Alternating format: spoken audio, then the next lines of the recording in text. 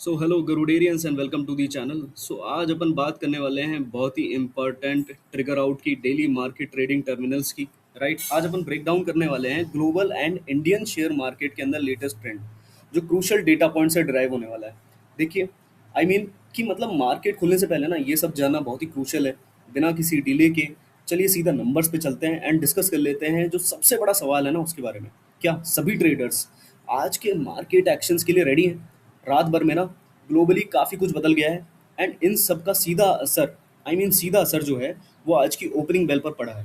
Right, and इसीलिए अपना पूरा फोकस जो है इन डेटा पॉइंट्स पे रखना बहुत जरूरी है। सब्सक्राइब कर लीजिए चैनल को, अभी तक आपने सब्सक्राइब नहीं किया है तो, क्योंकि हम ऐसे ही मेन इंपॉर्टेंट हाइलाइट्स को डिस्कस करते हैं ताकि आपकी इन्वेस्टमेंट जर्नी अच्छी हो सके। एशियन मार्केट्स एक तरफ ऊपर जा रहे हैं, सबसे बड़ा रीज़न है एआई, यानी artificial intelligent and data centres में हो रही मैसिव स्पेंडिंग इन्वेस्टमेंट्स। ये ऑप्टिमिज्म मार्केट को पुश कर रहा है। पर दूसरी तरफ अगर देखें तो जियो पोलिटिकल टेंशन अभी बढ़ रही है। अगर आप क्रूड ऑयल को देखोगे तो 98 का एक क्रूशल लेवल उन्होंने एक सपोर्ट के जैसे रखा है। अभी बेसिक पिक्चर ये है, एक तरफ एआई का बूम है, दूसरी तरफ एक बढ़ता हुआ geo political risk. Right, and इस रिस्क का सबसे बड़ा इंडिकेटर क्रूड ऑयल है। जैसा मैं बता रहा हूँ आपको, $98 ये मार्क एक्चुअल में ऑयल मार्केट के अंदर ब्रूटली वो रख रहे हैं कि इसके नीचे नहीं जाएगा, फर्मली होल्ड कर रहा है। राइट, जैसे ही यूएस ने लेटेस्ट पीस प्रपोजल रिजेक्ट किया ना, क्रूड ऑयल शूट अप हो गया। हम सब जानते हैं कि जब भी ऑयल महंगा होता है उसका सीधा हिट जो है हमारे इंडियन इकोनॉमी पे पड़ता है। राइट, एंड ग्लोबल इन्फ्लेशन पे पड़ता है। इसके साथ ही 10 ईयर्स का जो यूएस ट्रेजरी यील्ड है ना, वो जंप करके डायरेक्टली 4.41% पे हो चुका है।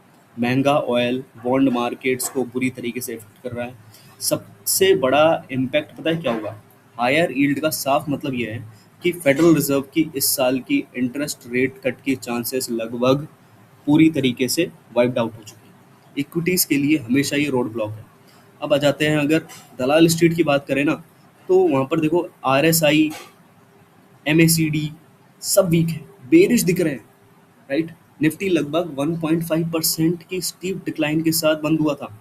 राइट, अब अपन डिस्कस करने वाले हैं pharma, energy and aggressive index bets पर। देखो विक्स ऊपर है, मैंने आपको बताया जब भी विक्स ऐसा वॉलेटाइल होता है तो क्लियर इंडिकेशन है शार्प फॉल आएगा। राइट, मेन कंसर्न ये रहेगा पूरी ट्रेडिंग कम्युनिटी के अंदर, वो यही कि आखिर मार्केट के अंदर फियर कितना बड़ा है। देखिए, ऐसी नेगेटिविटी के बीच ना नर्वसनेस आना बहुत ही बेसिक है। ठीक है, एक्चुअल नंबर्स के अंदर समझो तो विक्स की, ताकि ठीक से अपन प्रिपेयर हो जाए मार्केट ओपन होने से पहले ये वीक कैसे चलने वाला है। क्योंकि इंडिया विक्स जो है दोबारा से 18.51 में पहुंच चुका है। ये ध्यान देने की बात है क्योंकि 10% का मैसिव स्पाइक है ये। राइट, पिछले दिन से। सो ट्रेडर्स जो हर रोज इस चैनल को फॉलो कर रहे हैं ना, उनको समझ में आ रहा होगा कि विक्स जब भी ऐसा वॉलेटाइल होता है ना, मार्केट पैनिक में आ जाता है। राइट, इसलिए हम विक्स को एवरी डे डिस्कस करते हैं, एवरी डे। राइट, तो सब्सक्राइब कर लीजिए चैनल को ताकि आपको ऐसी जो इंपॉर्टेंट चीज़ें हैं ना वो मिलती रहे, सीखने को मिले मार्केट के बारे में, क्योंकि आपको कहीं और जाने की ज़रूरत नहीं है। इंडियन रुपी हमारे रिकॉर्ड लो पे आकर के बंद हुई है, पिछले एक महीने में सबसे शार्प ड्रॉप। सिंपल रीज़न है, हमने अभी डिस्कस किया क्रूड ऑयल प्राइसेस का मैसिव रन अप, लिटरली हमारी करेंसी को बिल्कुल बेटर कर दिया है। राइट, बिल्कुल। अब जो है इम्पोर्टेड इन्फ्लेशन में डायरेक्टली बढ़ोतरी हुई है। ठहरिए, अब अगर डर और वॉलेटिलिटी के बीच में ना बहुत ही interesting and positive data point भी है। राइट, ब्रॉडर इंडेक्स बढ़े ही भले ही गिर रहा हो, जो भी F I I D I आई है ना वो कंटिन्यू बाइंग कर रहा है। राइट, एफ आई आई 8,437 करोड़ की नेट बाइंग है एंड डोमेस्टिक इंस्टीट्यूशंस यानी कि डी आई आई पीछे नहीं रह रहे हैं। 2016 के बाद ये देखा गया कि कंटिन्यू इतनी बाइंग हो रही है। ह्यूज लिक्विडिटी इंजेक्शन है ना, वो क्लियरली दिखा रहा है कि लोअर लेवल पे कितना इम्पोर्टेंट है। अब अर्निंग्स की बात करें, Tata power, doctor Reddy, Dixon tech, ठीक है, M T R, MobiKwik, Nazara technologies, ठीक है, ये हाईली वॉलेटिलिटी में रहेंगे। आज इनके रिजल्ट्स आने वाले हैं। ठीक है, कई सारे ऐसे बेट्स हैं जो इन पे लगाए जाएंगे। स्टॉप लॉसेस को स्ट्रिक्टली वॉच कीजिए, क्योंकि यही सबसे बड़ी इंपॉर्टेंट चीज़ है। मैं कई बार आपको बताता हूँ, अगर स्टॉप लॉस आपके हाथ में नहीं होगा ना, आपको पता नहीं होगा कहाँ पर आपका जो है सौदा काटना है, आपको कहाँ पर एंटर होना है, तो दिक्कत आएगी। इनके रडार पे रखिए। ठीक है, और अब अनलिस्टेड एंड स्टार्टअप स्पेस की तरफ भी देख लेते हैं, क्योंकि वहाँ पर ना कई सारी चीज़ें हो रही हैं। अब अपन सबसे पहले ग्रोथ की बात करें तो सिकोया एंड रिबेट जो है काफ़ी बड़ा हिस्सा ऑफलोड कर रहे हैं, लगभग 4,750 करोड़ रुपए की जो स्टेक है वो बेच रहे हैं। मेगा डील है, 177 पर सेट हुई है ये डील। अब उनके जो करंट मार्केट प्राइस है ना, 8.5% पर डिस्काउंट है। देखो लिटरली 26% का मतलब इतना मैसिव सेल है ना जिसकी कोई हद नहीं है, राइट। इसी की ट्रेंड को फॉलो करते हुए ना लेंस कार्ड में भी देखिए, अभी क्या है, अर्ली इंस्टीट्यूशनल इन्वेस्टर्स है ना, उनके अल्फा वेव्स वो भी क्लियरली ओपन मार्केट के अंदर जो है 2.46% सेल कर दिया है, ऑलरेडी सेल कर दिया है। सो लगभग कम से कम 4.3 करोड़ शेयर्स हैं। ये क्लियर है कि अर्ली इन्वेस्टर्स मौका देख करके अपने प्रॉफिट्स बुक कर रहे हैं, क्योंकि मार्केट के अंदर उनको लग रहा है कि ये स्टॉक को जितना दे सकता था ना रिटर्न, वो दे दिया है, अब दूसरे स्टॉक को देखो, राइट। यही सबसे बड़ी इंपॉर्टेंट चीज़ होती है समझने की एक रिटेल इन्वेस्टर को, राइट, कि अगर आपको प्रॉफिट दिख रहा है ना कहीं पे, तो आप बुक कर लो।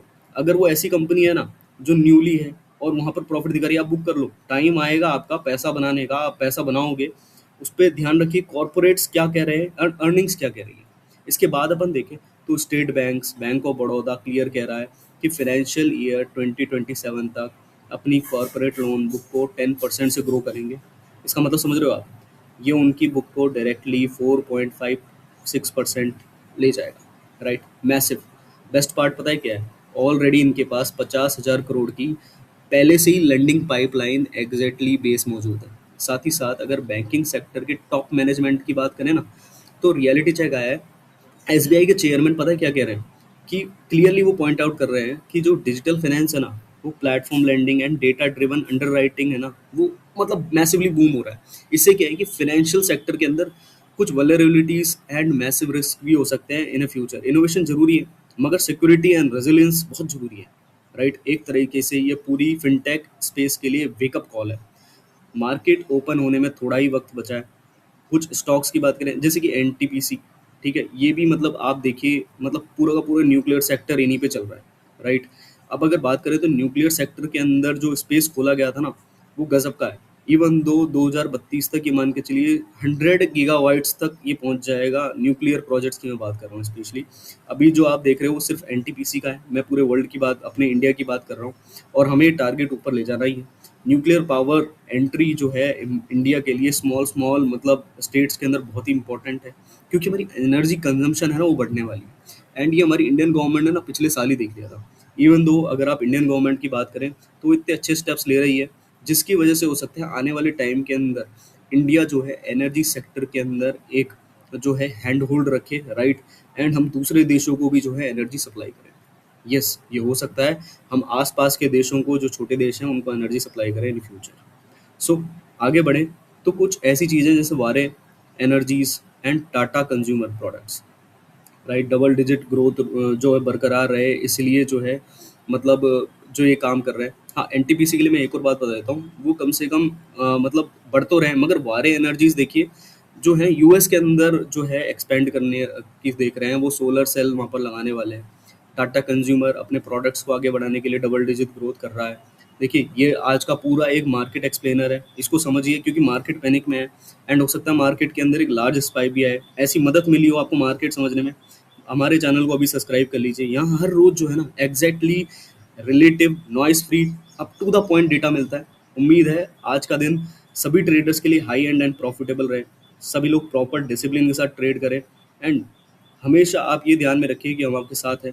कभी भी आपको कोई भी दिक्कत आती है मार्केट समझने में, तो आप हमें कांटेक्ट कर सकते हैं। एंड इसी के साथ ही मैं आपको एक क्वेश्चन पूछ जाता हूँ कि क्या एफआईआई की बाइंग एंड डीआई की बाइंग मार्केट को बचा पाएगी, या फिर ग्लोबल वीकनेस जो है बढ़ती जाएगी और जो है वो मार्केट के अंदर एक पैनिक एंड गिरावट सिचुएशन पूरी कर देगा, क्योंकि इंडियन रुपी जो है क्या 100 पर टच करने के बाद एक और रिकॉर्ड बनाएगा, क्योंकि यही सबसे बड़ी इंपॉर्टेंट चीज़ है। क्योंकि हमारा रुपी जो है कंटिन्यू डेप्रीशिएट हो रहा है, हम इंपोर्ट ज़्यादा कर रहे हैं, अभी भी हमारा एनर्जी कंजम्पशन अभी भी हाई है।